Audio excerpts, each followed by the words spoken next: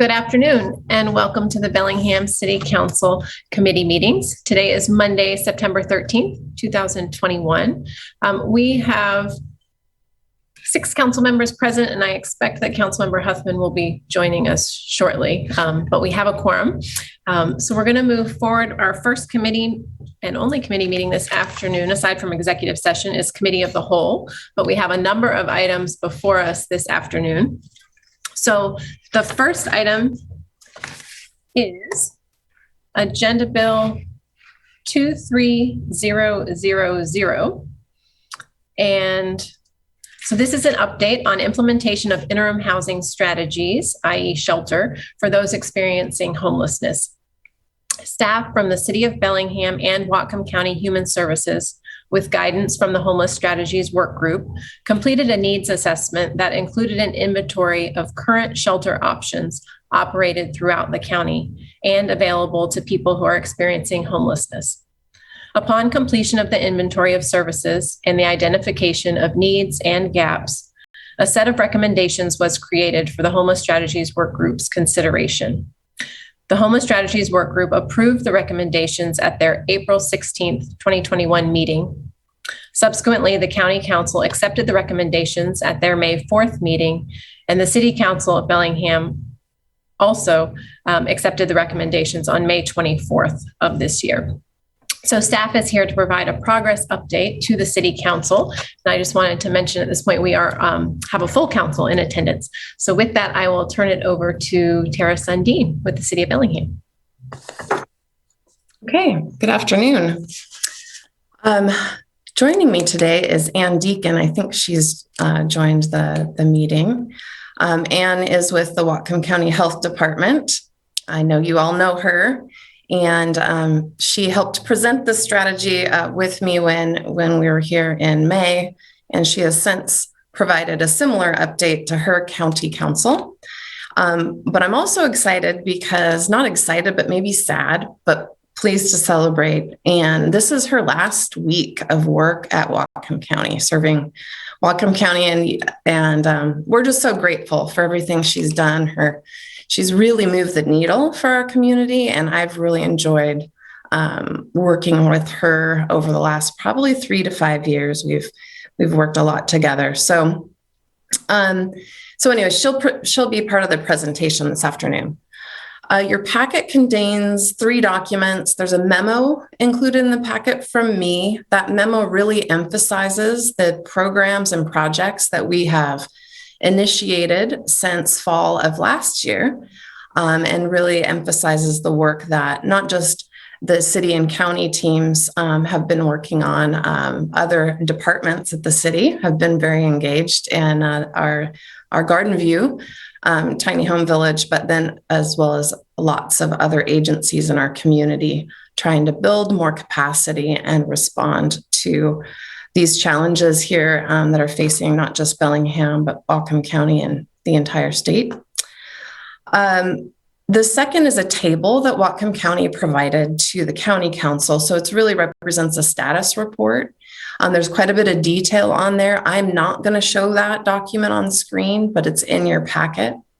And I'm happy to touch on any of those. I think we are going to cover most of them just in a different format. And then finally, the Homeless Strategies Work Group recommendations, as presented to you in May and accepted by both city and county councils.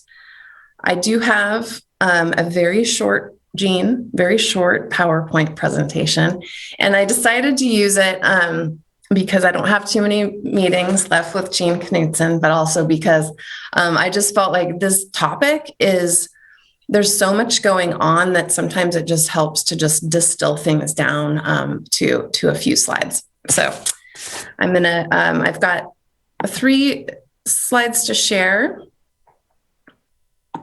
maybe 4, and then I'm going to turn it over to Ann Deacon.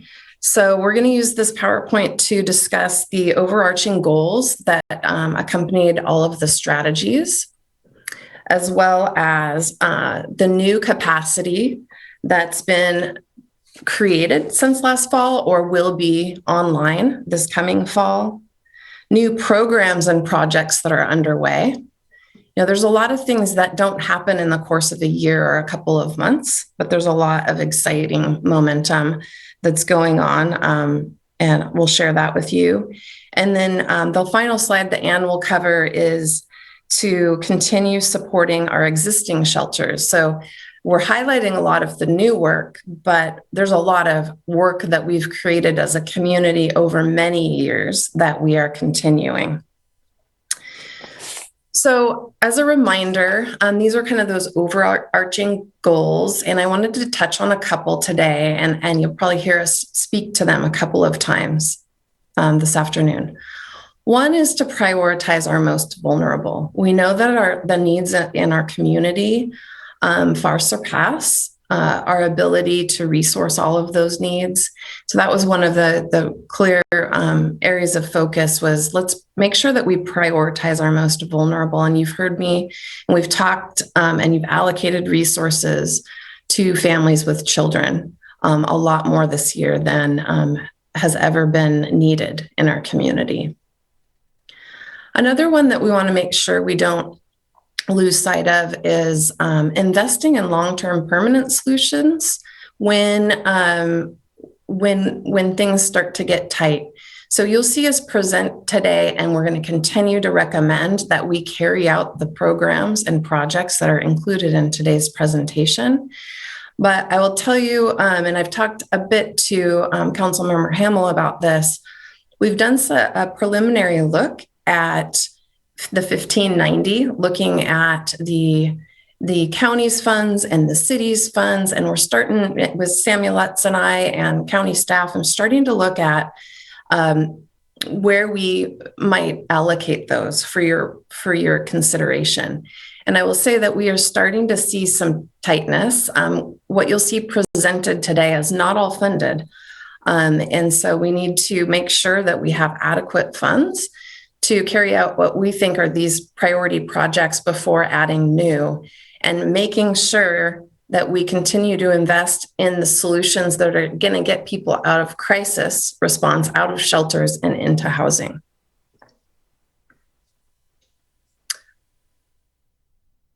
So new capacity since last fall.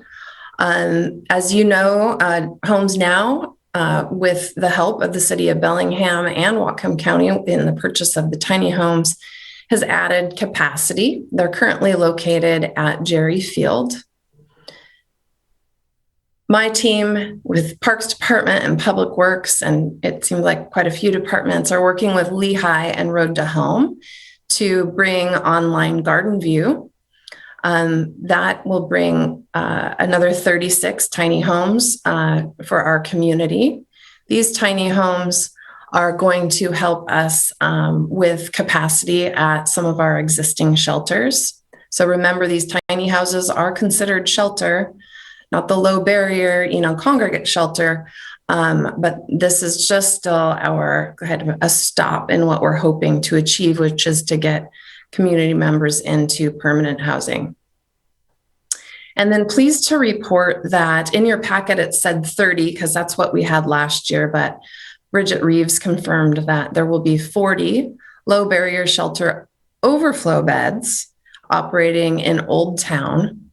And if you recall last winter, they didn't need to operate this shelter as frequently as they had planned because base camp was not at capacity, but they had committed to a 3-month shelter, which was very similar to what we've done in years past with Fountain Community Church, or when we operated a women's shelter with the Opportunity Council for the months of December, January, and February. This year, they are expanding their gift to our community and including October, November, and March for severe weather shelter. If you recall, last November, we did have a severe weather event before the overflow was open. And so Christ the King is providing this service to our community. They had over 100 volunteers trained up, and they are working on kind of reinvigorating that training schedule. They've got a lot of interest from their the community in operating this.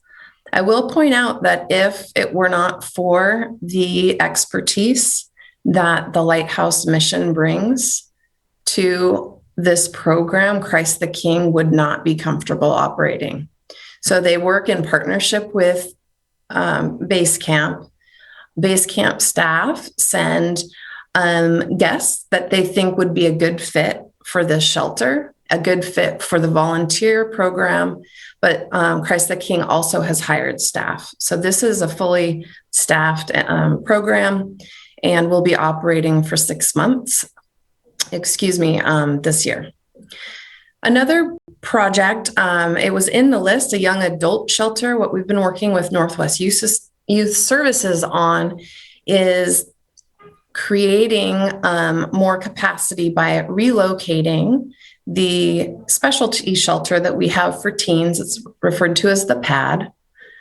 Their goal is to relocate that program into a neighborhood that's more suitable for that age group, for their learning and growing and recovery. And then turning their existing PAD location, which is on State Street, adjacent to 22 North, into a shelter for young adults.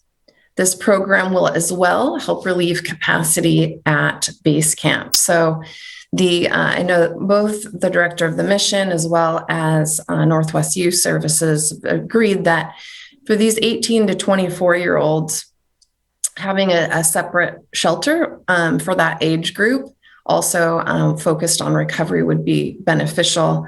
And they're also seeing some opportunities for connection to 22 North, as that is kind of the next step for some of those community members in that age group, is to move out of shelter and into 22 North.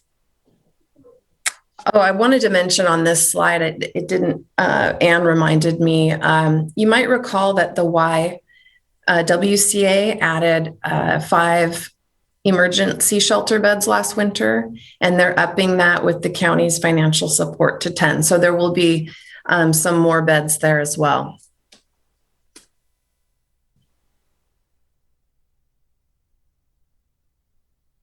All right, so this is, I think we dedicated a whole session with you focused on families with children. And since COVID, we have found that there are more and more families with kids seeking help, seeking assistance from our system. And before COVID, we just had small amounts of money to shelter a few families during the winter months of December, January, and February in motels. That has expanded. We have had, fortunately, resources coming from the federal government to help us expand that system. And so we continue to do that. We also, though, were concerned that the system's kind of jammed up and we don't have enough movement. And so we asked the council for some additional funds and resources to focus on case management and rental assistance, which we have ramped up. So opportunity for me to just mention workforce as a concern that the city, county, and the agencies are seeing. It's taken them a little time to find people to fill these positions. But that program's getting ramped up. The purpose of case managers and the additional rental assistance is to move people through the system. We need to get those families into housing. Unfortunately, we'd like to get them moved into housing and not have a need. We're still seeing a need for continuation of the motel stay program. The third bullet there, so we've kind of got, multiple strategies all focused on families with children. We're seeing this as probably the highest community need right now that we should be focused on. And the city staff, and I asked Katie Sullivan to join today. She might show her face. She is new to our department. She was hired to help us with housing and homelessness, and she is helping me with this project. This is a partnership right now funded by the Mount Baker Foundation, partnership with Whatcom County, the Opportunity Council, and Lydia Place. And we are starting the needs assessment feasibility analysis of not only constructing a new facility, but operating a new facility. And the facility would be a purpose-built facility that was designed and built with a programming to support families with kids. The next one down, and I will say that is like a big project. That's like a legacy project. And we think we might be able to tackle that one because of the amount of federal recovery funds that both the city and the county are getting. You're going to hear more from us on those funding opportunities at your next meeting. Medically fragile. This is a facility. It's a pretty amazing program that Unity Care and Peace Health and Whatcom County have come together to create. It's called the Way Station. It would be a respite shelter for up to 20 guests. So right now, the mission at Base Camp has a few beds for people that may be coming out of the hospital and they don't qualify really to stay in the hospital, but would be unsheltered. And so this is a facility that would come with the personnel to take care of people a little bit longer. The other thing that they're talking about doing with this facility with the Way Station is having another place for our unsheltered community members to go to do laundry, to take a shower. So other services, health services as well. And this is a particular project they're not seeking city funding for. And then finally, I already mentioned that young adult shelter. We are hoping that shelter will come online this fall. It is contingent upon a successful purchase by Northwest Youth Services for an alternative location. And shelters for teens are highly regulated by the state, which is great, but there is a licensing requirement. Again, they're moving as quickly as they possibly can. Again, a lot of these programs that I've mentioned, especially with the families with children and young adult, looking at rental assistance and case management when our federal monies are going to go away, right? We're not going to have recovery funds forever. And so one of the challenges that we've got and that we will be working with you on is making sure that we allocate that 1590 or move resources around, which is always something that we're working on so that we can tackle and create these permanent, well, these aren't permanent solutions necessarily, but permanent facilities and high quality shelters. And then I'm going to turn it over now to Ann Deacon. Good afternoon, everyone. For quite a few years, the county has supported specialty shelters throughout our county and focused for the most part on permanent supportive housing solutions, knowing that the solution to homelessness is indeed housing, not shelters, but housing.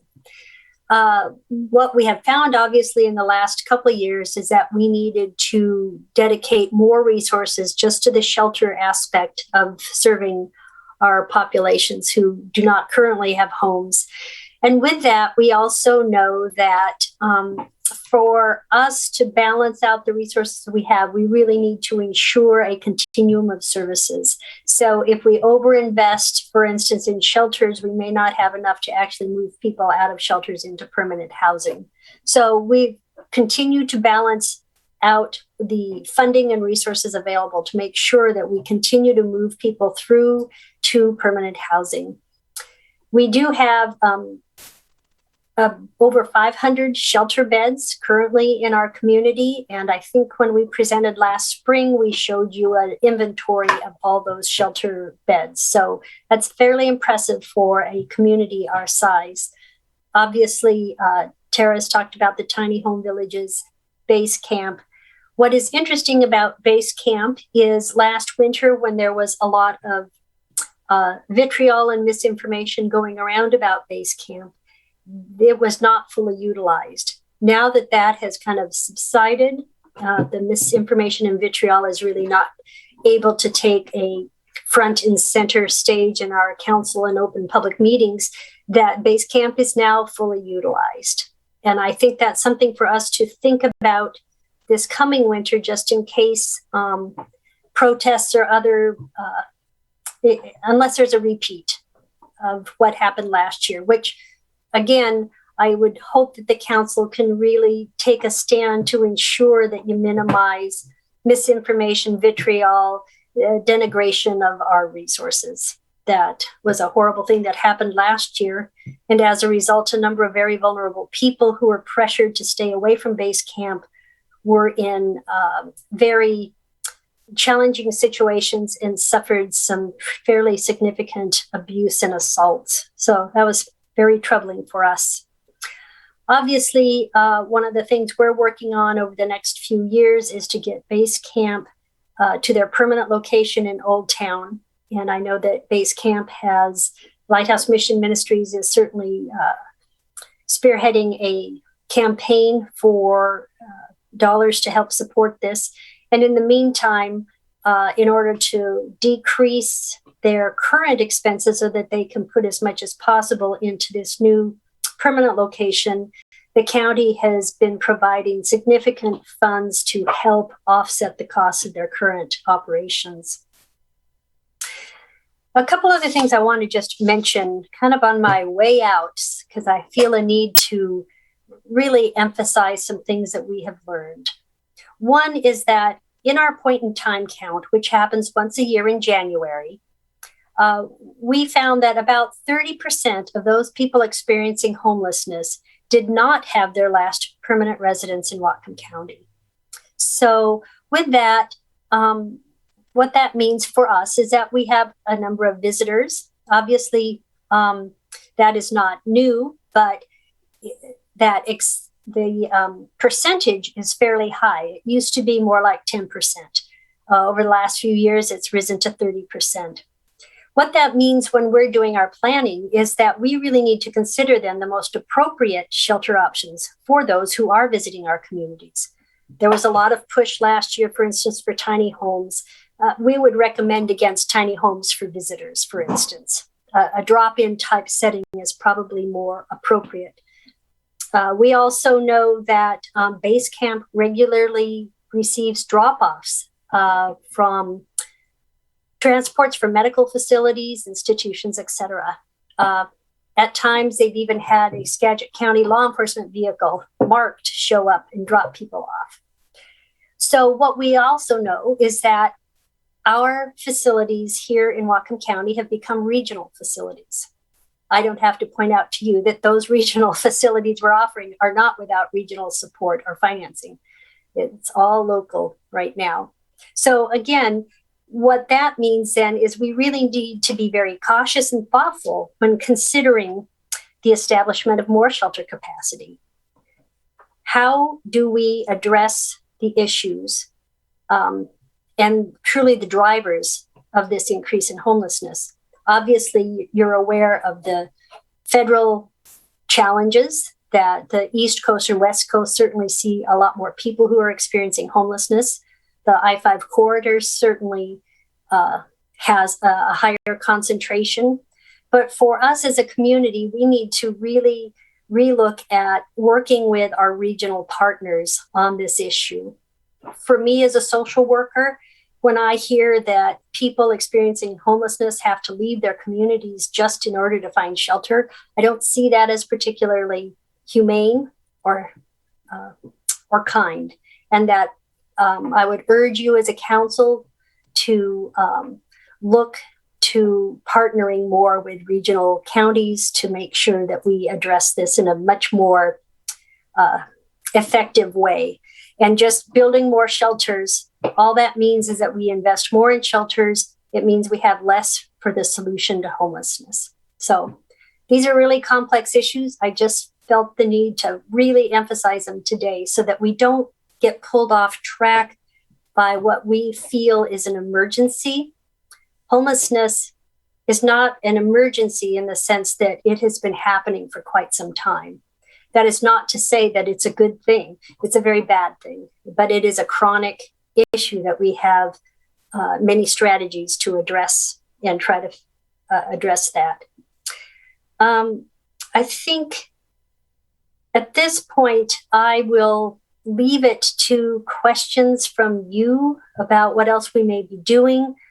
Currently, I will tell you that the county dedicates right this year over $16 million to this issue of homelessness, as well as some affordable housing, trying truly to build and invest all along the continuum of care, from shelters to outreach and support to rental assistance, obviously case management for people who simply cannot navigate or find their way into their first apartment without help from people who are our case managers. We've got a great community, a wonderful sense of obligation to protect our residents, and I want us to be as thoughtful and strategic as possible as we do this work. So I'll open it up to questions unless I missed something, Tara, that we were going to present. The only thing that I would add that might have gotten missed is Whatcom County Health Department did try to find additional severe weather operators. We were only able to secure Christ the King. So I wanted to make that clear with you that there are not other agencies in our community that are willing to come forward to do more and more night by night low barrier shelter service. But we are fortunate that a community our size does have night by night up to, over 240, 50 beds available.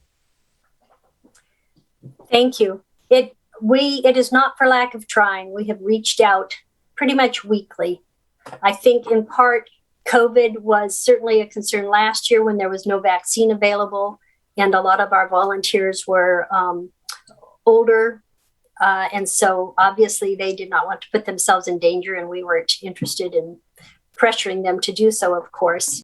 And I think, again, there are still some concerns about that. Plus, to be quite honest, providing shelter, even if it's a warming center, it requires a certain level of skill that not just every person with a good heart will have.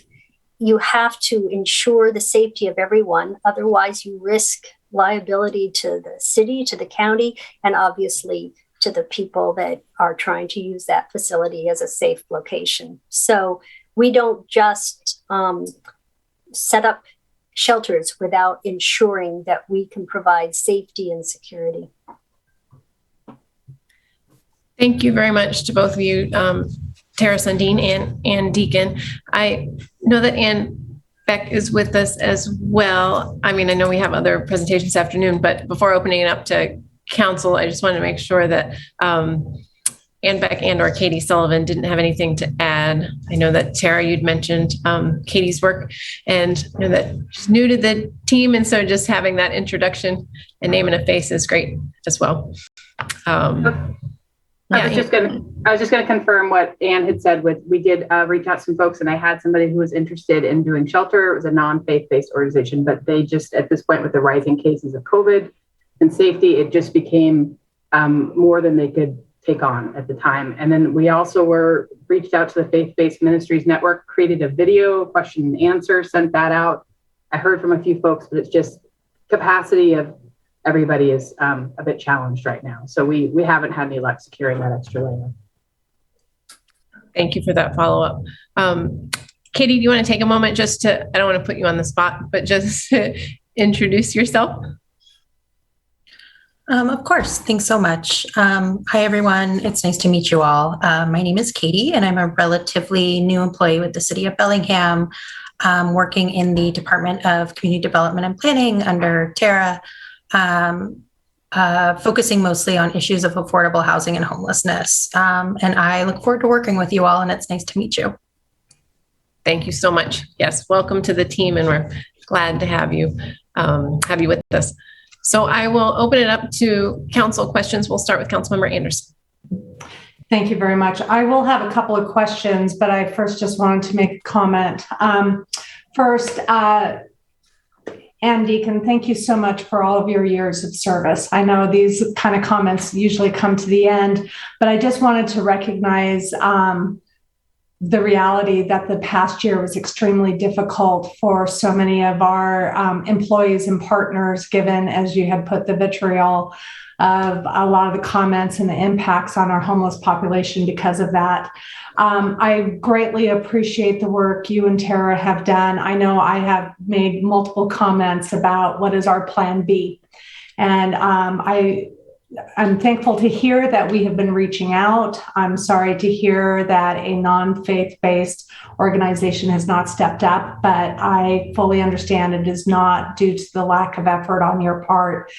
I also wanted to comment, I'm extremely thankful that Christ the King has stepped up and increased an additional 6 months. I think the coverage from October to March will be very essential, and it does plug some of the holes of the concerns I've had, that especially with last November with the inclement weather situation, we just didn't have something ready. So many thanks for being able to expand that offering. And I will yield at this point. I'm sure other people have questions, but I'll raise my hand shortly for those. But just wanted to acknowledge that you guys have done tremendous work, and it's very much appreciated. And thank you again for expanding an additional 3 months for the inclement weather drop-in. It will definitely be life-saving for many. Councilmember Vargas. I too wanted to start with a thank you. The city owes you a huge debt of gratitude for the work over the years. Your heart, your caring, your diligence, your sticking to the facts and saying it like it is wonderful. And this relationship you have with Tara, this is one of the best relationships that we have with the county, is with the health department. And I really acknowledge that is a lot to do with you and your participation and your leadership. So thank you for that. I was curious, I know our point of time count was significantly higher this year, and a lot of these plans talk a lot about Northwest Youth Services and relocations, et cetera. And I'm wondering, in that time count, was a lot of our increased numbers youth? I'm kind of curious because it feels like we have a big focus on that, which is great, but I'm wondering if it's because it's a much bigger need. I think what we were trying to do, so let me answer two questions first. One is that the point in time count did not see a large increase in the number of unsheltered people who were experiencing homelessness, but overall it did. And a lot of that was related to the increase in families with children. And we also knew that we can't just put everyone and anyone into base camp, that there are special needs of certain populations. And so in order for us to relieve the pressure on base camp, we've been focusing on other populations that our qualitative data collection told us were needed in order to spread the wealth, if you were, and also to ensure that people had the best response to their situation. I hope that makes sense, but it was really all those moving parts. And just to clarify, Pinky, we're not adding more beds for youth. We're relocating the youth shelter so that we can add more beds for young adults. So there's the minors, youth, and then there's the young adults. And I believe that Northwest Youth Services has had a long wait list for that kind of age group. And right now, that age group is either in base camp, and they do have services during the day at the ground floor, which is kind of like a day center. But this would allow them to actually have some night by night beds, but also secure some beds for young adults that is a little bit more than checking in night by night, a little more transitional to get them to the next step. Councilmember Lilliquist. Thank you. I've got a couple questions, so I'll just start with one and ask to be recognized again. Again, I want to start. Thank you, Anne, for all your years of service, and welcome aboard, Ms. Sullivan. You'll be doing important work for us. I appreciate it. So I didn't think that the Homeless Strategies Work Group was done with its work. But that said, the work group did serve to really sharpen focus on areas where there was need. And as Anne put it, let's relieve the pressure on base camp as a drop-in center, because it isn't suitable for every population as a safe alternative. And so, for example, the work group identified the need for shelters for medically fragile and elderly. And I really appreciate the fact the way station is on board. And I believe that Road to Home has future plans to being able to serve some of this population too, maybe not as intensively as the Unity Care Northwest. We also identified the fact that youth were vulnerable, particularly LGBTQ youth and other people who don't feel safe, again, because they're young and vulnerable in that general drop-in setting. That was an identified need, and I love seeing that that's being progress is being made on that front. Northwest Youth Services has a queer youth project. They're very much aware of the needs of those young people who unfortunately experience homelessness at a higher rate than other people do. And then the final area we identified, or one of the areas we also identified, is family housing. And in particular, I've been talking more and more over the last 6 months, maybe longer, actually. Hard to tell with COVID. You can't tell how long anything is anymore with COVID. Talking about purpose-built family housing. Okay, so now I'm going to get to the question.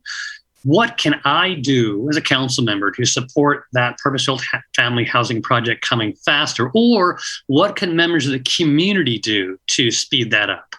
What resources, what partners, what offers of support, what can we do to move that idea forward more quickly to feed into the process in a beneficial way? Thank you for that question. One of the things that the council is going to be able to do to move it more quickly is to allocate some Federal Recovery Act dollars towards it. We think that this is not a tax credit type project. This is below that. It's not going to have a revenue stream coming off of it. But we do have this kind of, I don't know about once in a lifetime, but close to it, opportunity to do something big and bold. But we will need dollars from the state of Washington. I think this is going to be a very exciting project for them to participate in. So your help there could come in handy. And then we haven't identified who the operator is. This is one of those, I'll take a minute to, you'll notice that this project, typically the city staff or the county staff aren't leading feasibility analysis on a specific project, but we're stepping in because our agencies are tapped out right now. So this has been on the radar for a while, and I've heard about it for a while. So it was like, let us help relieve the pressure, but we got to do the feasibility work. We have to make sure that we have an operator that can go. I think this will be easy to construct.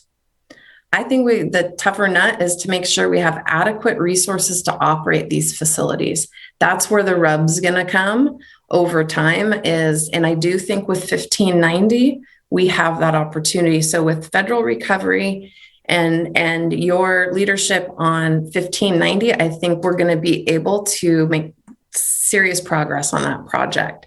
But you're going to have to sit tight a little bit longer because we're just starting that feasibility work. Also, finding sites we might need your leadership on. So stay tuned. I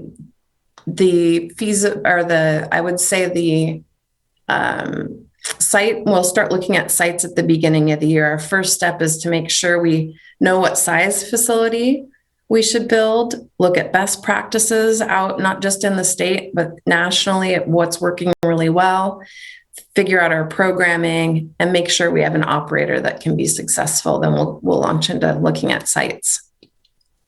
Thank you. Councilmember Huffman. Thank you.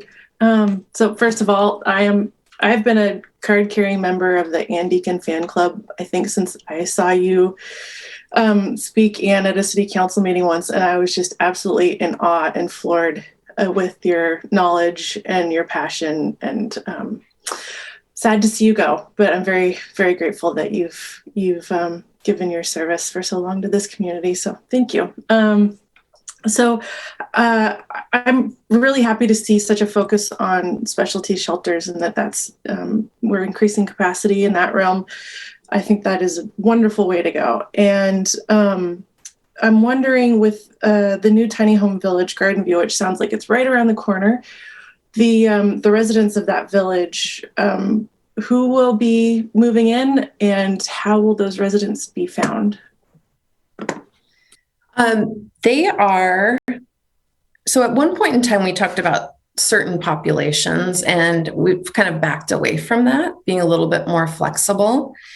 They are currently working with our Homeless Services Center, and they've started meeting with base camp personnel to identify guests of base camp and those on the wait list at the Homeless Service Center who would be the right fit. Remember, the Garden View is going to come with 24/7 staffing, but also case management. So we can have a little bit lower barriers at this particular location, if that kind of helps. So other than that, though, I could get a little bit more detail and send it off to council if you would like, but they're working through that, making sure it's fair, but also that the right people are sent there so that they can be successful. Councilmember Hamel. Hey, I've got some prepared comments that I want to read, and this is an acknowledgement for Ann and her work. So just give me a minute here. Ann's been a leader for improving our community and people's lives for her entire career, one that's lasted for over 50 years. She's made Bellingham and Whatcom County better by helping to create programs like Grace and Lead. I spent months with Ann and others, and Tara and others to help create those programs. So I know what that looks like to build those things from the ground up, and those programs help people every day. And she brings hard-fought solutions like the Crisis Stabilization Center and the upcoming alternate response team that's going to be the unarmed response for Bellingham for certain types of behavioral health calls.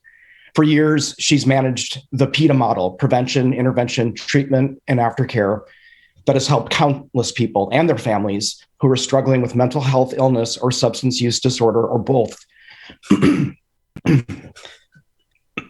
Since the beginning, Ann was a leader on the Incarceration Prevention and Reduction Task Force, helping to guide policy and policymakers in the best solutions for our local residents. Ann is both a mentor and a peer to me. We've traveled to San Francisco, Philadelphia, and Washington, D.C. together on a MacArthur Foundation grant that she helped to secure. Whatcom County and Bellingham is one of a handful of communities that received that grant. And I'll never forget being with Ann in an office on Capitol Boulevard in DC, negotiating the final funds for the Crisis Stabilization Center. I knew at that moment that she was my mentor. Ann, I want to personally thank you for your commitment to making our community a better place to live. I wish you and your family the best in retirement, and thank you for your guidance and wisdom. And I'm going to stop there because I'm getting very verklempt and choked up. But thank you, Ann. You're the best. Hear, hear. I'm very appreciative of Zoom meetings right now, because I don't think I could do this in person.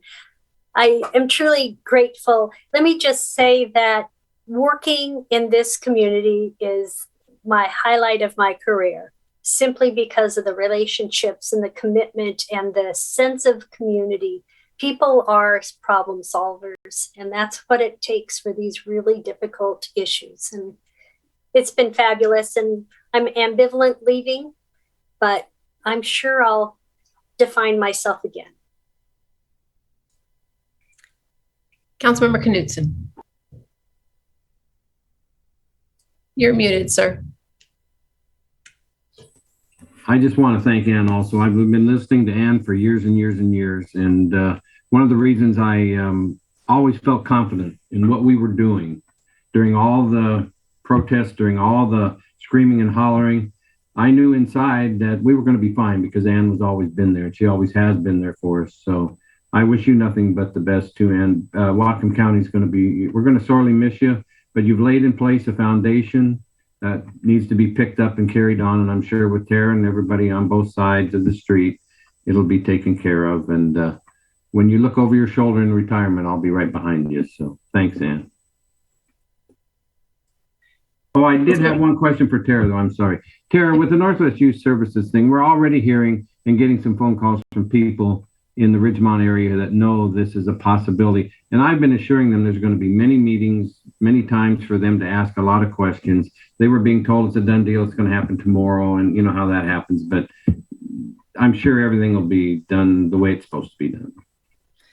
Yeah, so Northwest, some of you were on council when I think Rick Sepler brought this forward, the interim housing code.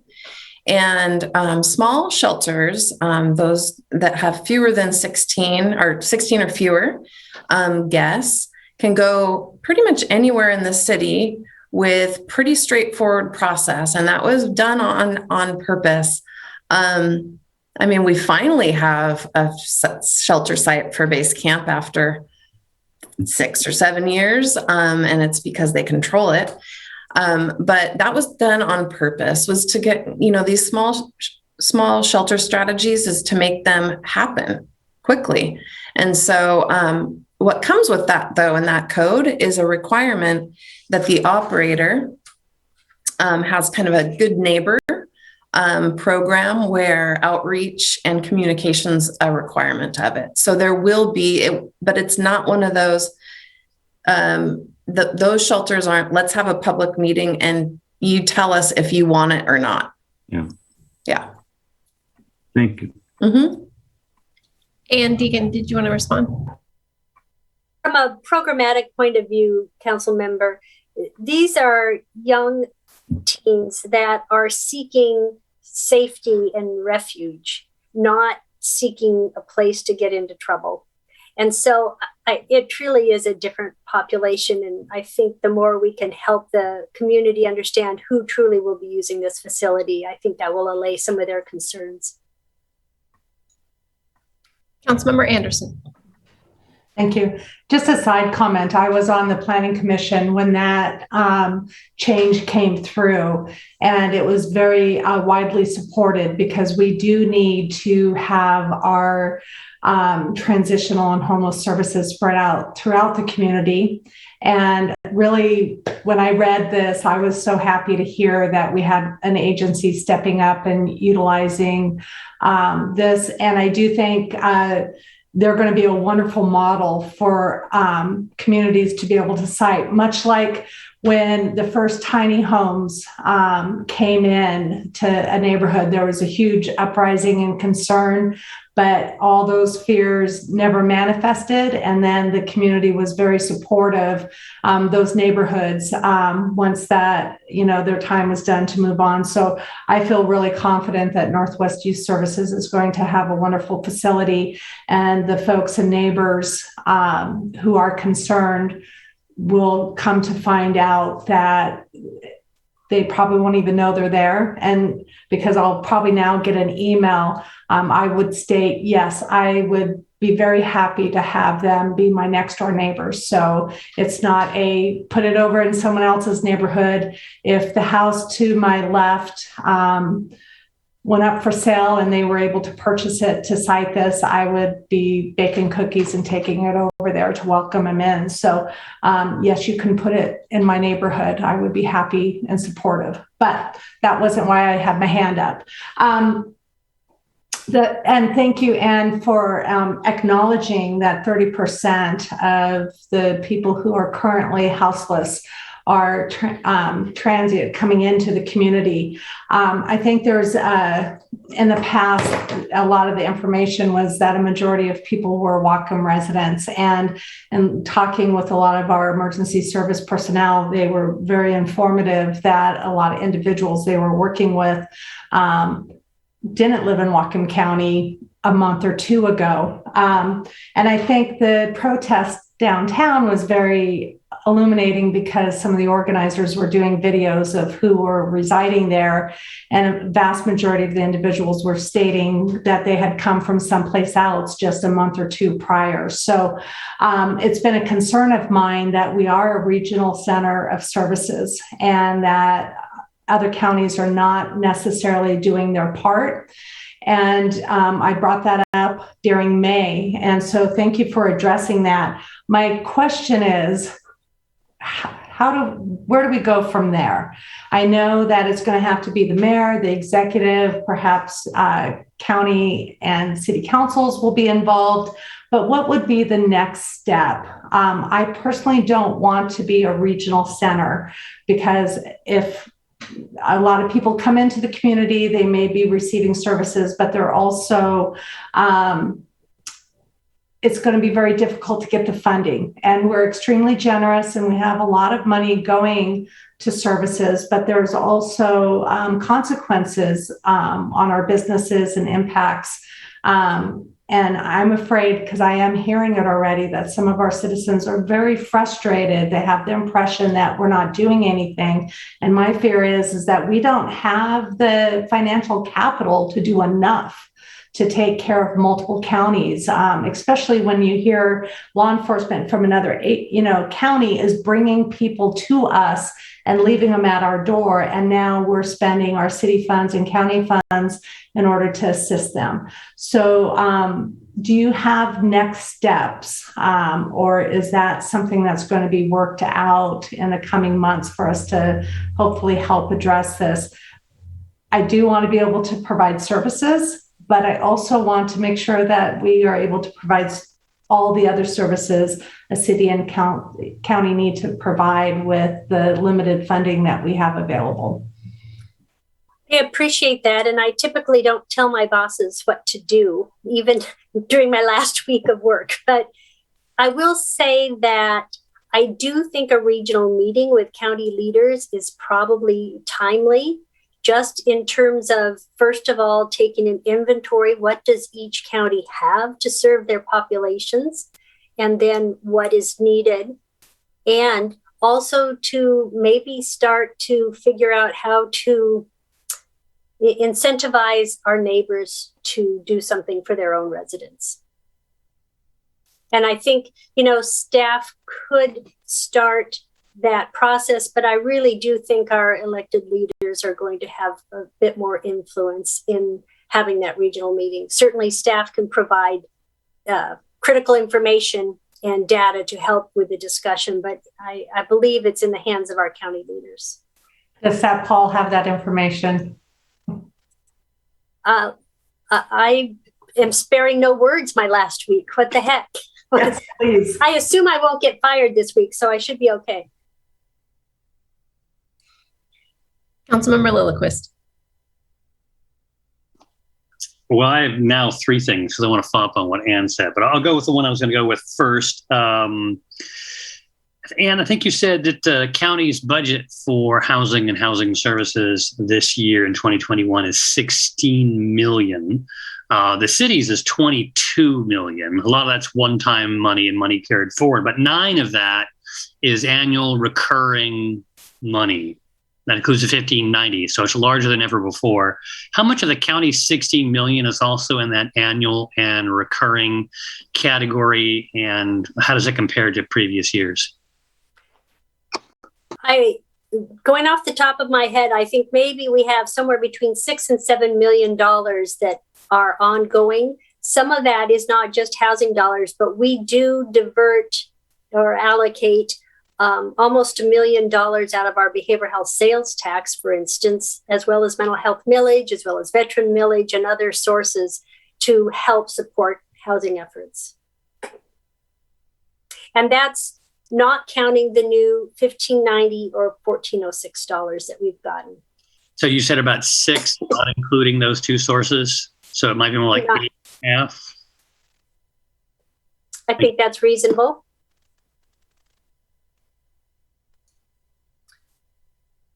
I had seen Councilmember Hamill's hand, but you no longer have a question. Oh, I'm trying to figure this out, just like all of us, and to see Anderson's point about the 30% churn that we have, that's a real issue. So I sit on the biweekly base camp calls. I'm the council member that does that. So I listen to the calls. I listen to PD. Last Wednesday, the executive from base camp reported that 3% of their nightly new residents are from somewhere else, from a mental health institution or somewhere else, not from Whatcom County.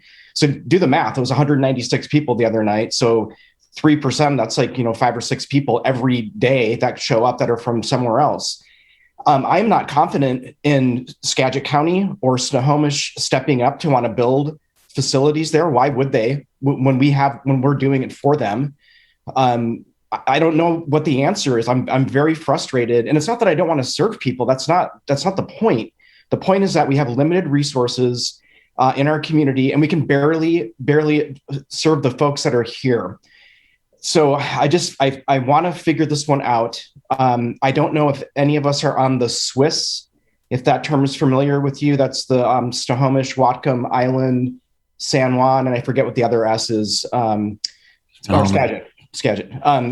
So I don't know if we have representation there, but perhaps getting a conversation going. But I remain unconvinced that they will put one step forward on anything if we're doing it for them. So, and I don't want to sound harsh, but that's my perspective.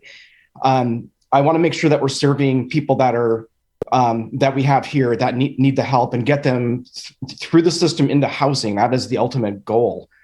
It's not to shelter people indefinitely; it's to help them. So I just wanted to say that. I don't really have a question.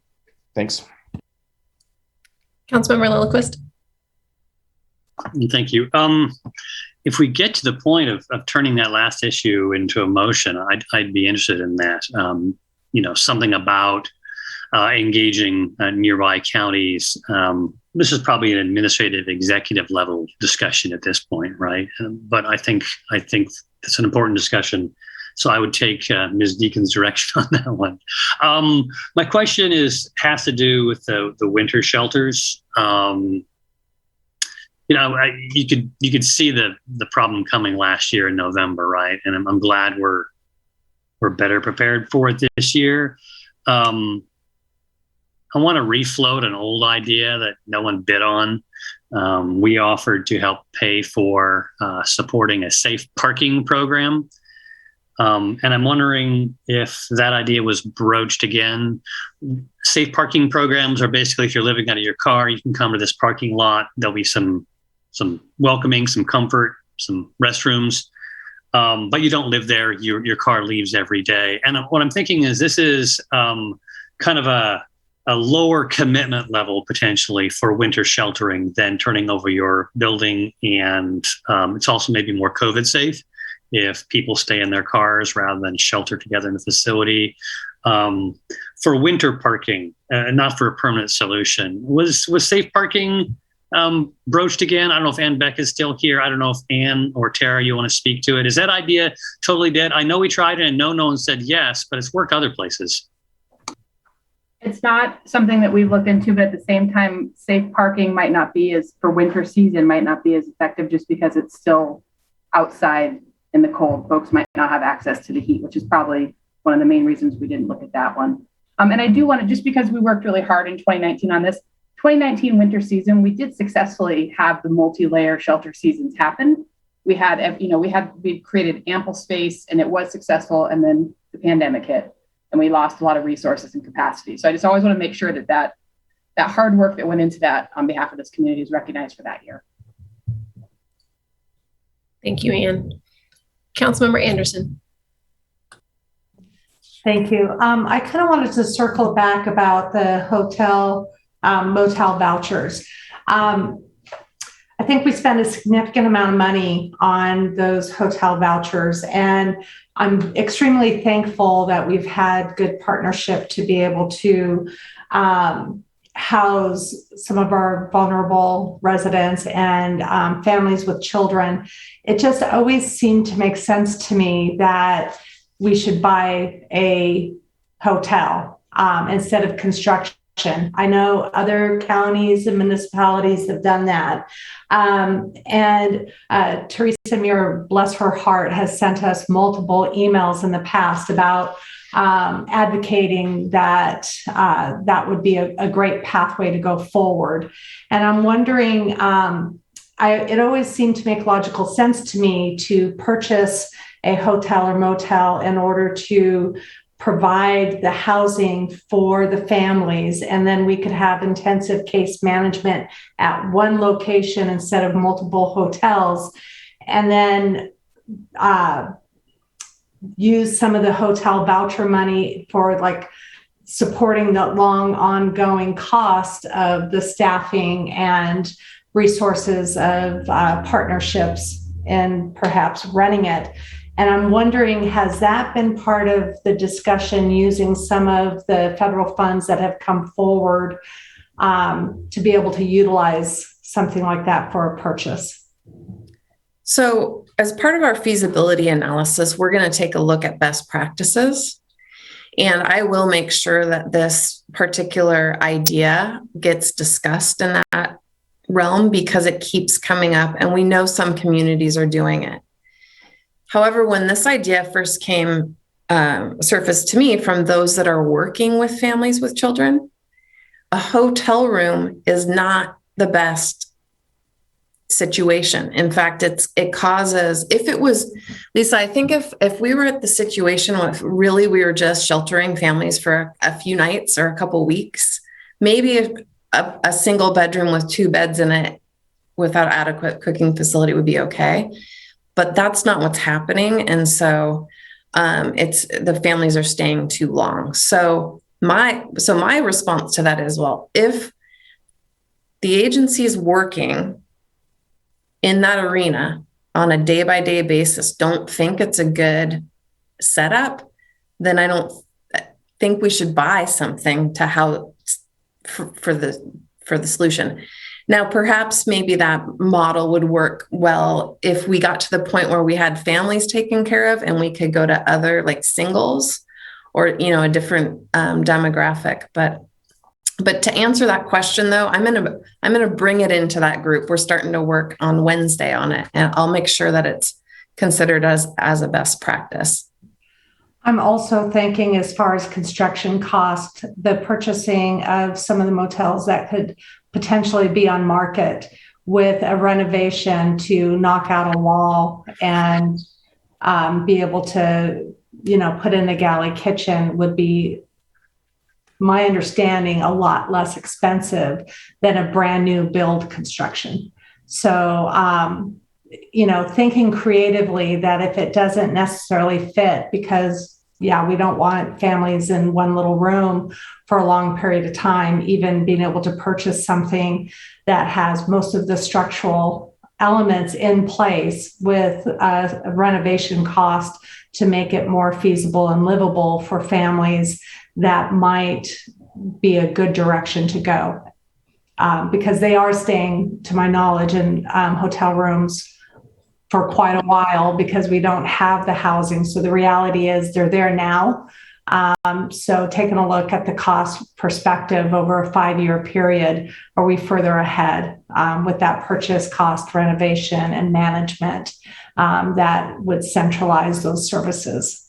Just something to throw out there.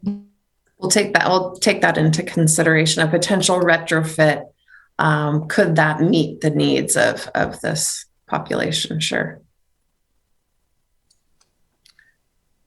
So I have a question following up on the families with children. Those numbers that we continue to see increase, do we have any insight in order? I'm assuming that the case management and rental assistance, right, is geared at trying to prevent that from happening. But I'm just wondering what chance we have of increasing that capacity to catch things before they're showing up at the shelter or seeking that temporary housing, because we all know how much more difficult it is to replace someone rather than hopefully keep them where they are. And so I'm just curious if that's through coordination with the school district or Opportunity Council. Like, are there any indicators, I guess, where we know ahead of time, like, this person's about to be right, moved out of where they're currently staying and showing up, or are we only able to sort of meet them where they're at when they show up seeking assistance? Well, there is, you know, I have 16, 20 some $million coming in rental assistance to keep people where they're at. So that is definitely something the Opportunity Council is working on, is making sure people stay in their housing. So that is happening.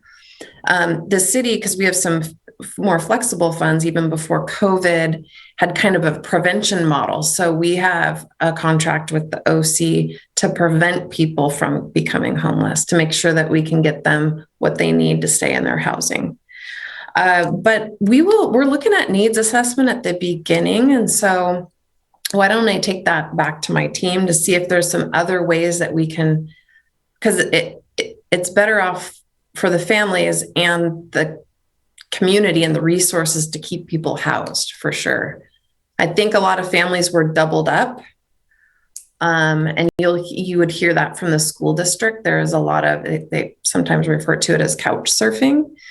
And so, I mean, that's something we're trying to address too, right? Instead of having people doubled up.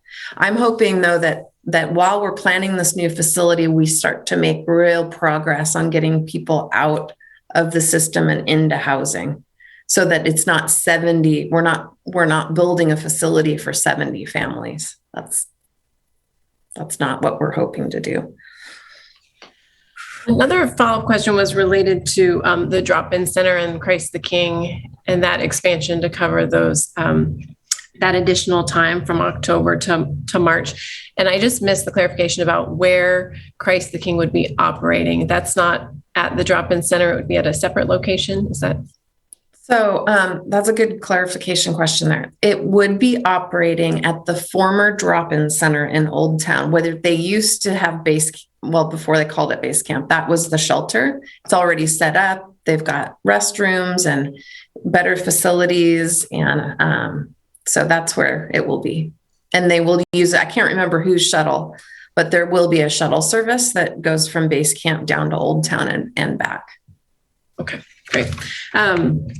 So I have lots of other smaller issues that can be discussed at another time. I guess in closing, the last issue that's been raised by a number of council members and was sort of big on my list was what Anne and you have both mentioned with respect to the regional concerns, right? Branching out to include Whatcom, Skagit, Snohomish, San Juan, and Island counties. And I have that concern even regionally, just within Whatcom County, right? As we see the needs grow, not only do we not have the resources to meet the need regionally, but also even if we did have the resources, I don't know that centrally locating all of the people needing shelter and services in Bellingham, would be the best for Bellingham as a whole, and trying to figure out how to meet people where they're at. And so I know that Councilmember Lilliquist was looking for a potential motion,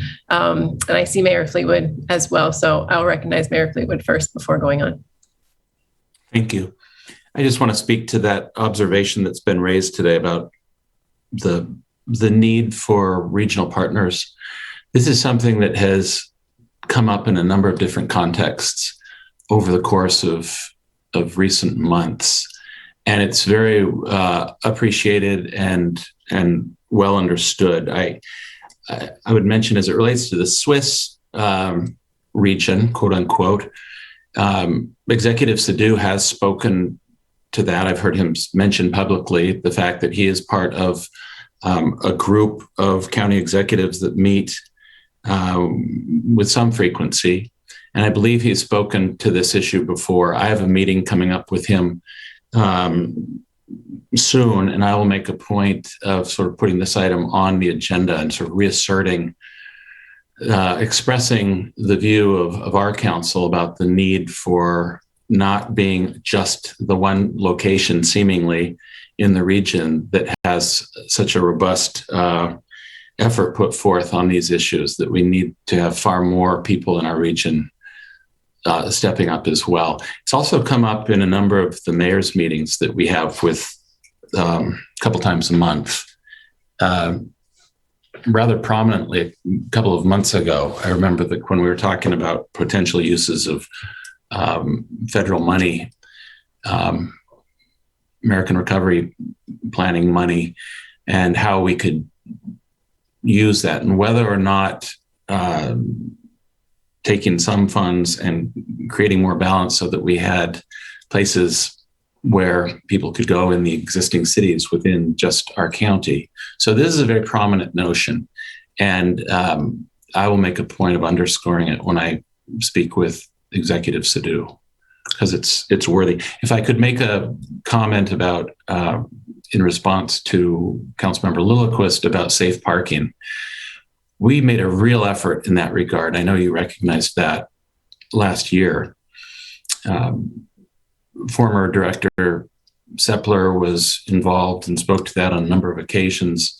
I believe that we had a period of time at which we were waiting for responses from the community. I think at one point we made a decision to even extend that time period, and we didn't get any responses. One of the thoughts at that time was that perhaps it had something to do. This was sort of at the height of COVID and the approaching COVID winter, and we thought that that might have been a basis for some reluctance. So whether that's something that we might want to explore considering, again, I'll certainly talk with planning staff about that and see if there's any feasibility to it. Finally, I just want to thank Tara and Ann for the presentation today.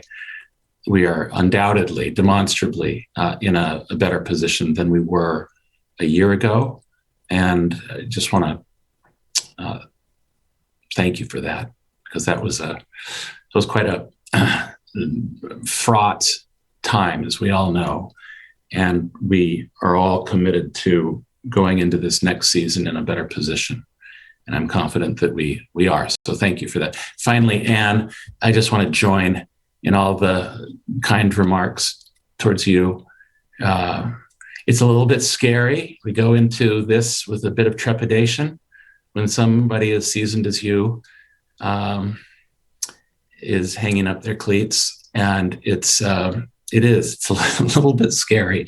You're going to be missed, but that's the nature of things. So we wish you all the best. Councilmember Lillquist. Appreciate Mayor Fleetwood's comments there. Just to close the loop, I would like to make it a little bit more formal on the idea of bringing up the topic for a multi-county discussion on these resources.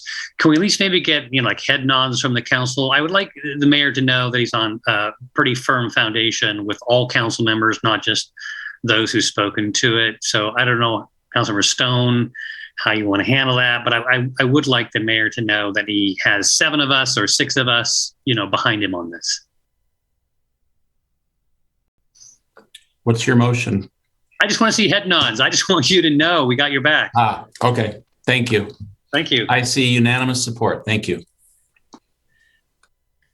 Thank you for that. And I think, going forward, I appreciate what Andy was saying. And I think Councilmember Hamel mentioned, the concern that, what's the motivation and incentive when you talk about sort of incentivizing, what's the motivation for other communities to line up to help when it feels as though the work is already being done. I have some cautious optimism. I recall very vividly, because I made a note and it has stuck with me, that Councilmember Ellen Boss at one point was speaking to the fact that he didn't, he had some frustration with all of the funding always going to Bellingham, and why didn't, some of that funding go to the small cities and out in the county for shelter services and other projects. And so I feel like the need is definitely there, but the approach is key. So I would, definitely support us starting at home within the county, and then going, to the region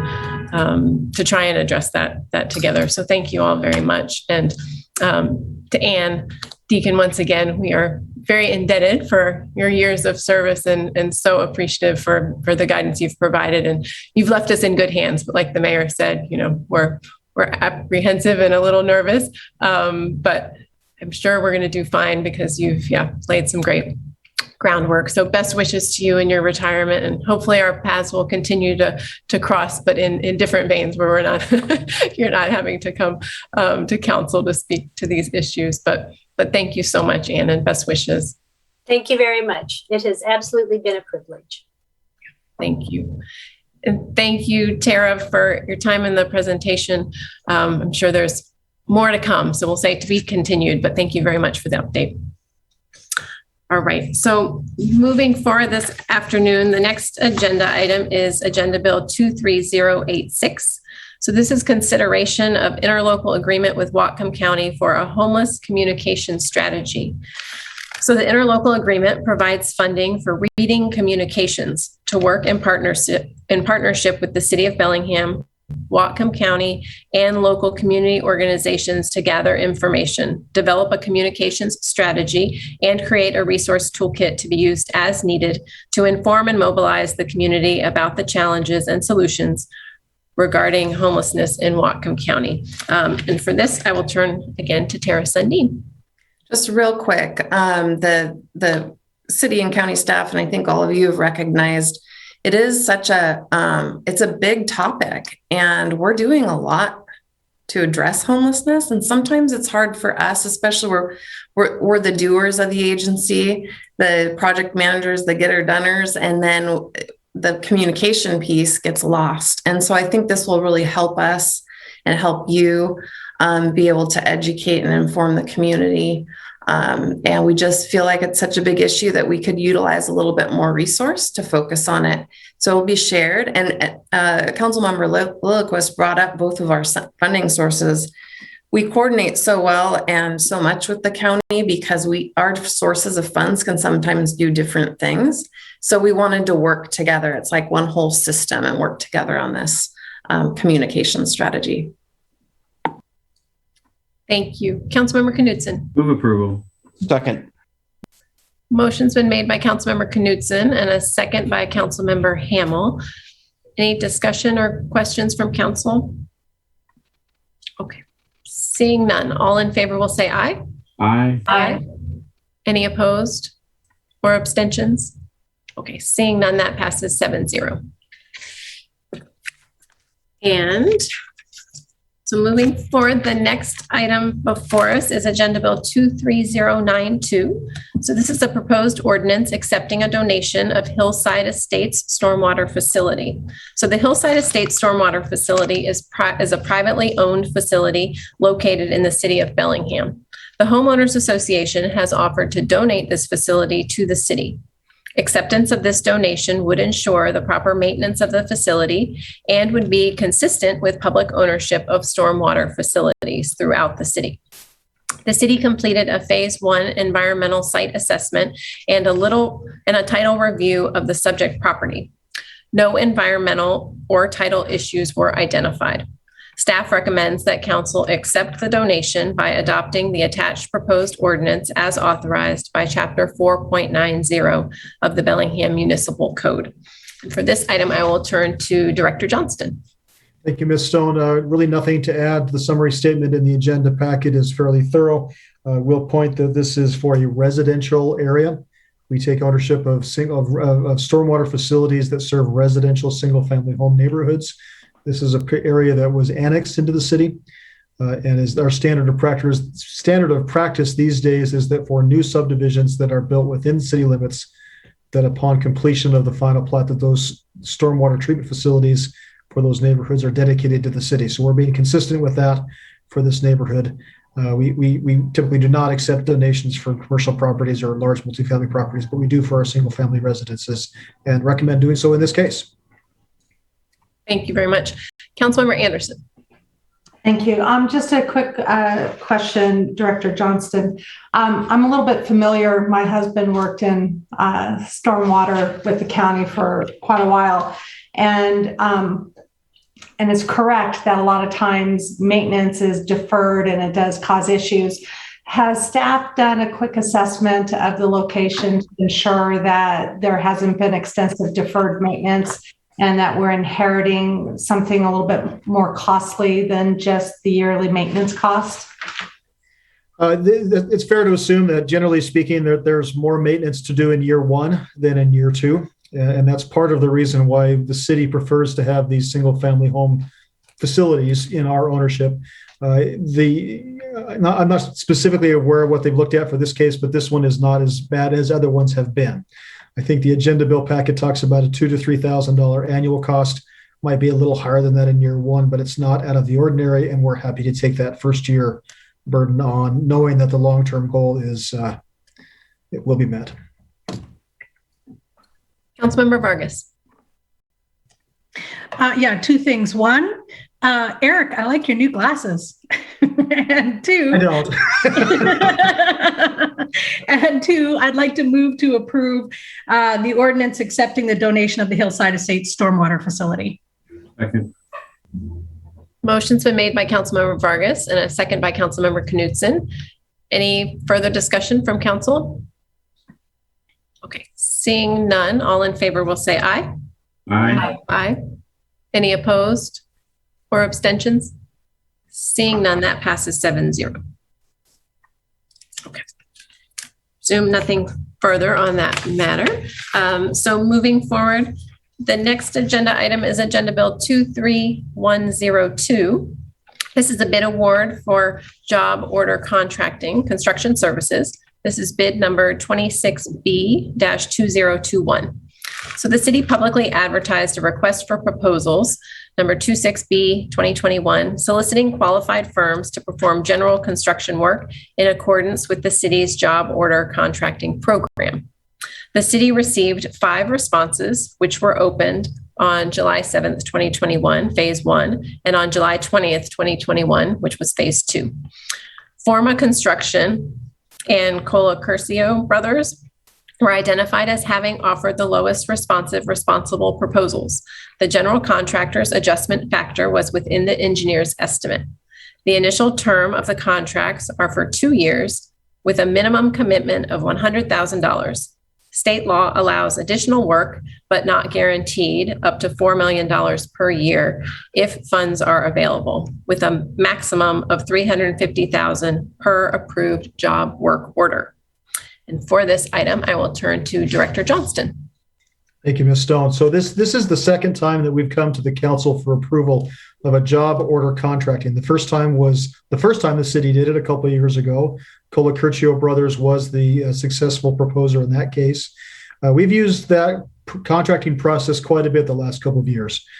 2 projects in particular that are relevant to this afternoon's conversation, the base camp facility and the Garden View project, are both being facilitated in part by the job order contracting process. We've done a couple of remodels in a couple of workspaces. We've done some roofs and some other minor things, some things for the Parks Department, for Public Works. This is a process that doesn't necessarily make things less expensive, but certainly minimizes the amount of time needed to prepare contracts to go out for construction. The way that the process works is that the contractors are given a base price book or a price book, if you will, that outlines the prices for the work, and then the contractors, the bidders, in this case, Colacurcio and Forma, provide essentially a markup onto that price book. We then select the work, we negotiate the scope of work, and then proceed to do the work. Over the last couple of years, we've used this to great success. We're proposing this go around to hire 2 firms, and each firm could individually do up to the maximum amount of the contract. We'll note that the maximum amount, including sales tax, of any individual project is $350,000, and that 90% of the work is subcontracted out. And so there's a fair amount of work that gets distributed out to the local contractors. These contracts would not be subject to the city's recently passed apprenticeship program, as each individual contract is below the threshold that was set aside for that particular contract. Be happy to answer any questions that you might have. Councilmember Anderson. Thank you. I was just going to make a comment before I move approval. I'm really happy to see legislation has changed the dollar amount and that we can actually have 2 awards for this, which I think allows us to be a little more effective and timely in case one business is a little bit busier or doesn't have the expertise. So I think it's a really good addition overall to how we handle some of these smaller contracts. So with that, I move approval. Second.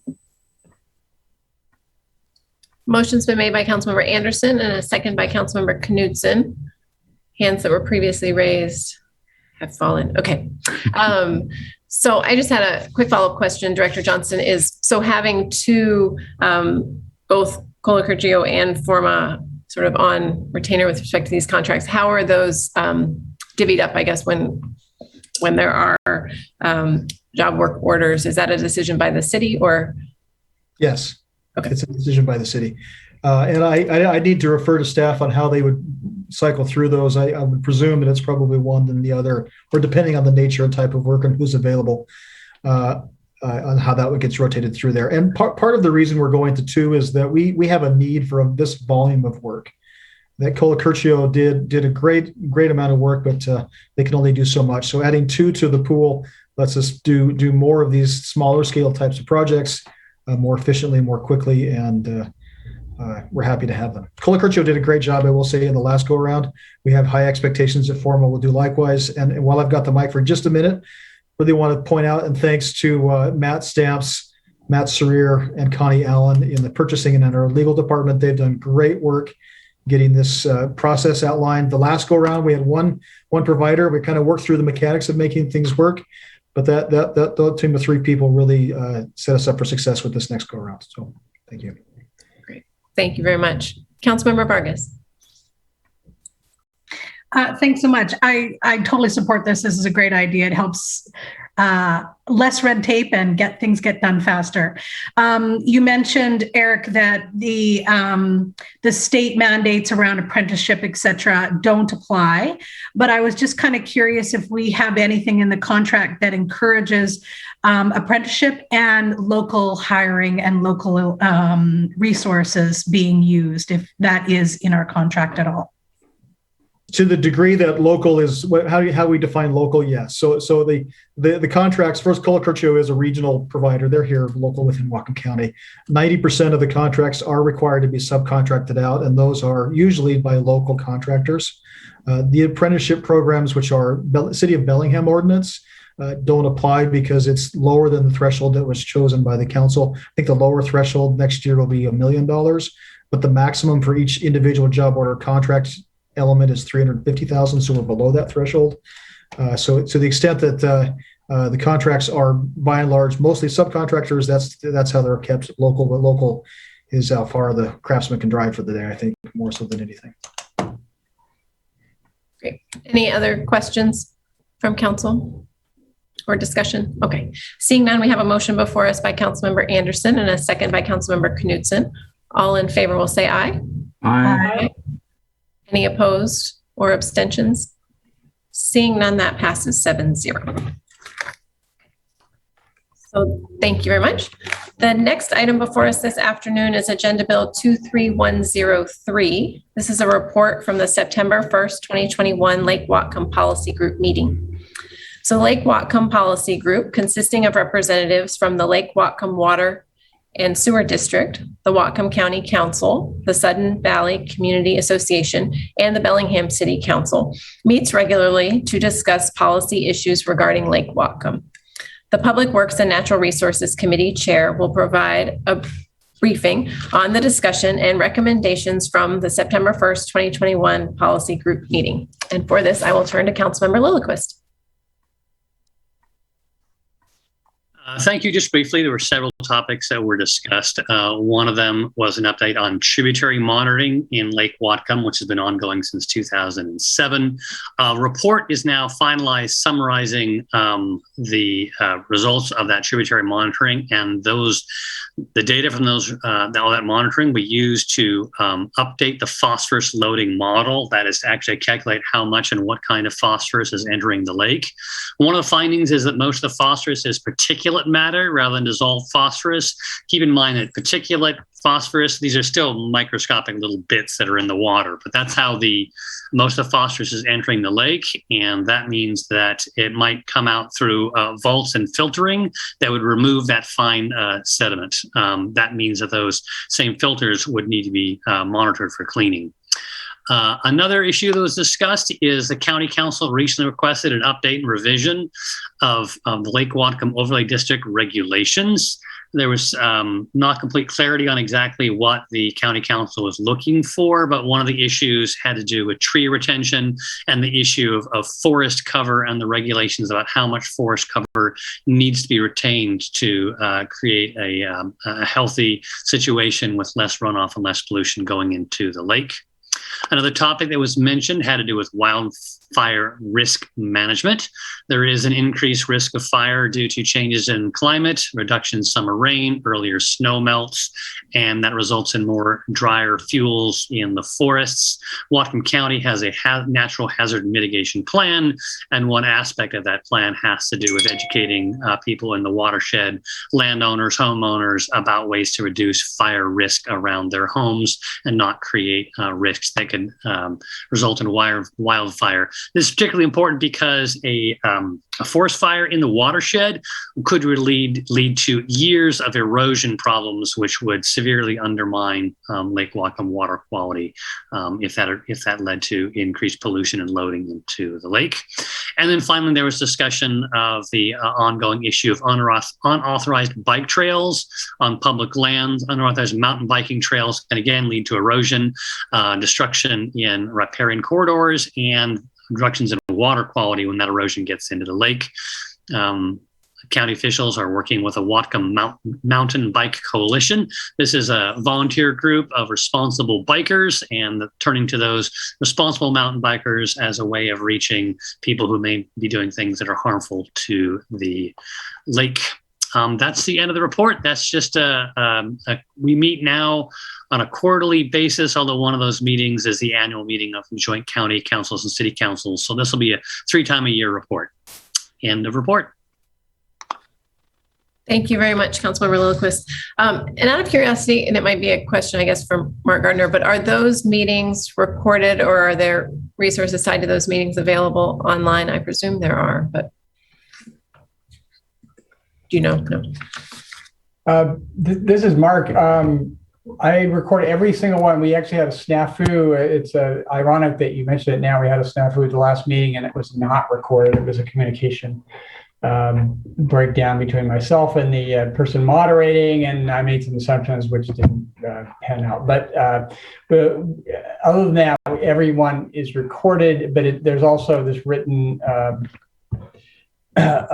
record put into the on the city's website. It's all under the top issues under Lake Whatcom. You can link to the records of all these meetings. I try to put the presentations there as well. Wonderful. Thank you very much.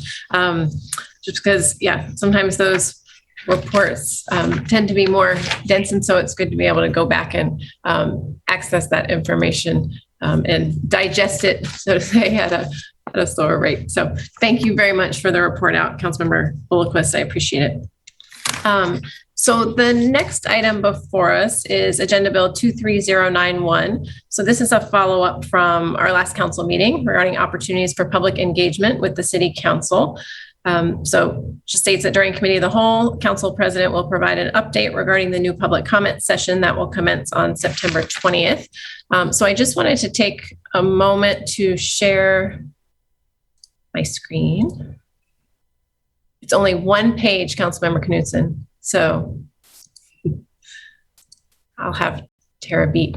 Okay, so if you're able to see this, just to provide some preliminary details to confirm that the public comment periods will be held on Mondays without a City Council regular meeting, but at the same time as regularly scheduled council meetings at 7 p.m.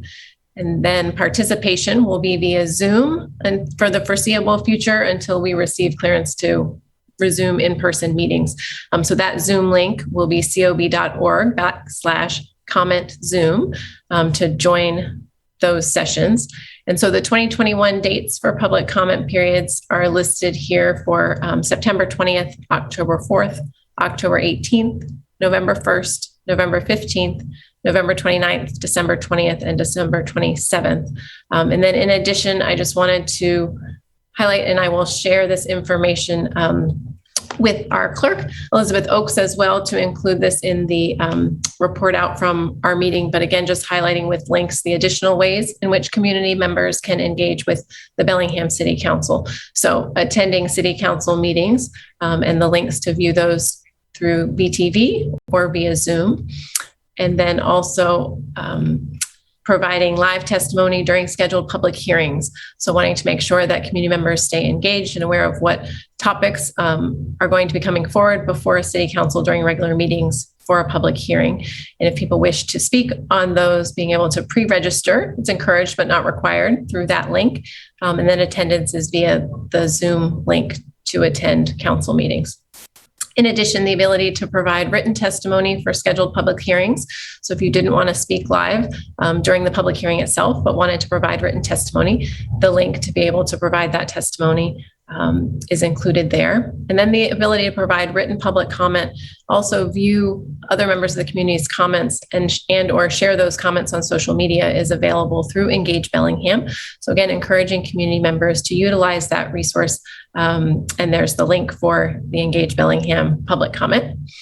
In addition, as community members know, being able to email the full council through the CC mail address or individual council members' contact information can be accessed through our website. In addition to sending letters to the council or calling the council office, and then on our website, having contact information for individual council members as well. So this information will be shared and shared through like a press release and then made available online. Obviously, we will begin next week. That will be September 20th at 7 p.m. And just wanting to highlight again the fact that this is really seen as, I think of it at least, as an expansion of our council meetings. And so basically our council meetings had grown larger than there was time for on the regularly scheduled days. And so basically expanding out to hold public comment during a separate session that would be dedicated solely to listening to community members when they come forward to share. And the parameters would be the same as public comment periods that people are accustomed to in the past, where each speaker would be provided 3 minutes to speak on a topic of their choice. And that there wouldn't be any, dialogue back and forth between the council and community members at that time. But obviously looking for the council members present at those sessions to be able to bring that information and concerns back to the full council and potentially moving issues forward in that respect. So thank you all very much for your support in ironing out just the logistics to bring that forward, and we'll see how it goes. We have highlighted the dates between now and the end of the year. Then, as I said, at the beginning of next year in January, when we go through our reorganization, we can address sort of how that's working, the pros and cons, and where to go from there. But we're going to give it a try for now. So I'm looking forward to it. If there's any questions or comments from council members, seeing none. Okay. So that's just for information only. I just wanted to make sure to share that information. And again, that information will be posted on our website and then shared through other communications means as well. So with that, we have a set of minutes for approval. This was from the August 30th meeting. Hopefully everyone received those minutes. Any changes? No. Move approval. Second. Okay. Councilmember Lillquist moved approval on the minutes, and there was a second by Councilmember Knudsen. Any discussion or changes from anyone? Okay, seeing none, all in favor will say aye. Aye. Any opposed or abstentions? Seeing none, that passes 7-0. Old and new business. Mayor Fleetwood. Not sure if this comes under old or new business, but it's something I have to put on the record. The Bellingham Municipal Code generally requires that council approve certain leases of city property. Some of those leases are exempt from that requirement, including market rent leases in the city's commercial street parking garage. In these instances, the mayor is required to report to council following execution of an exempt lease, and we have done so. In accordance with requirements in Bellingham Municipal Code 4.88.015, I am announcing today that the city recently executed an exempt lease in the parking garage with locally owned retail business Wink Wink. The lease space is 2,753 square feet, located at 1302 Commercial Street. The lease rate is $2,000 $275. With this executed lease, the parking garage tenant spaces are now 100% occupied, and we're happy about that. So I just wanted to report that. That's it. That's wonderful. Thank you very much, Mayor Fleetwood. Any questions or comments from council? And you don't need any formal action. It's just a public notice. That's correct. Okay. Thank you very much. And that's good news to have reached that 100% occupancy. So, Councilmember Knudsen. Yes, this has been old business for me for a couple of days. I've been battling 48-hour stomach flu, nothing else. So I'm going to go through the executive session and then have some soup and go to bed. I'll watch you guys on TV tonight. So that's either going to make me feel worse or better. I don't know. We'll see what happens. So I just want to let you know. It's nothing else than that. No COVID, no nothing. Thank you. All right. Thank you for the update and notification. Anything further from council for old or new business? Okay, you'll have another opportunity this evening. But if not, moving forward this afternoon, we have executive session and we have 4 items before us. So in our initial packet, since then, there have been a couple of items added. And then I'm just going to make one slight modification just to the schedule of those items. So this afternoon, we have 4 items before us in executive session. The first will be a litigation matter, Lev versus City of Bellingham. This will be with DeJulio for approximately 30 minutes. The next item is a potential property acquisition. This will be with Mariner for approximately 5 minutes. The third item is a potential property acquisition as well, again with Mariner for approximately 5 minutes. And then the fourth item will be a litigation matter, Hanlon versus City of Bellingham. This will be with Miller for approximately 30 minutes. And I see City Attorney Mariner. Oh, yep. Yeah, I would just say, normally, I assume Mr. Herb has appointed you as the moderator for the executive sessions. He normally starts them off. So we're starting with the Lev case. We will not, Mr. Herb and I will not be a part of that. So someone will need to notify us when it's appropriate to sign on. Absolutely. So will you be in the waiting room or no? No. Could you just email me or text me? Yep. When we're ready. It's done. All right. Okay. We can do that. Mr. Heinrich? No. Okay. Nothing. Well, sorry, I was just going to say I was talking with James earlier. I'll be the host for executive session, at least for the first one, and then we'll notify council when that one's finished. Okay. Sounds good. So between us all, we will navigate that and get it done. Councilmember Vargas. Council President, I noticed that our executive session starts at 3 on our calendar. I'm wondering if we are going to start immediately or if we will be starting at 3, if that Zoom link will be live. It's my understanding that that Zoom link should be live in advance and that we can proceed immediately following this session. So if we run into any glitches, I will notify you all via email, but otherwise, I hope to see you on the other side. And Mr. Erb did send out that link invitation by email. So hopefully you all received it. Okay. Anything further from council this afternoon? Okay. So we will adjourn to executive session and then we will reconvene this evening at 7 p.m. Thank you very much. We'll see you soon.